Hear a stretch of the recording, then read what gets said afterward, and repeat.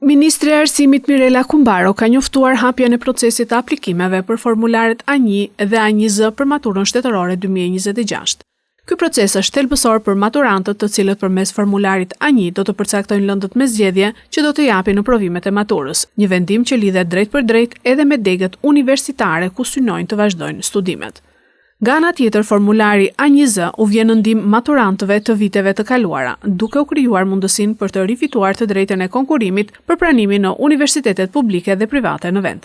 Sipas njoftimit të Ministrisë së Arsimit, aplikimet do të kryhen gjatë 3 ditëve, nga data 5 deri më 7 maj nga ora 8 e mëngjesit deri në orën 16. Procesi do të zhvillohet në mënyrë elektronike përmes platformave zyrtare online. Autoritetet theksojnë se këtë vit është vendosur një fokus i veçantë në përmirësimin e menaxhimit të procesit, duke synuar rritjen e transparencës dhe minimizimin e gabimeve gjatë aplikimit.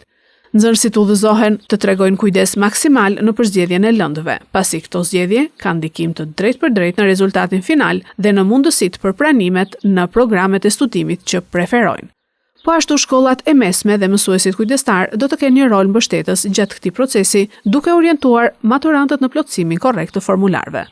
Matura shtetërore mbetet një nga hallkat më të rëndësishme të sistemit arsimor shqiptar. Pasi me nisjen e këtij procesi, mijëra maturant në të gjithë vendin hyjnë në një periudhë intensive përgatitjeje, e cila do të kulmojë me zhvillimin e provimeve dhe më pas me garën për pranimin në universitete.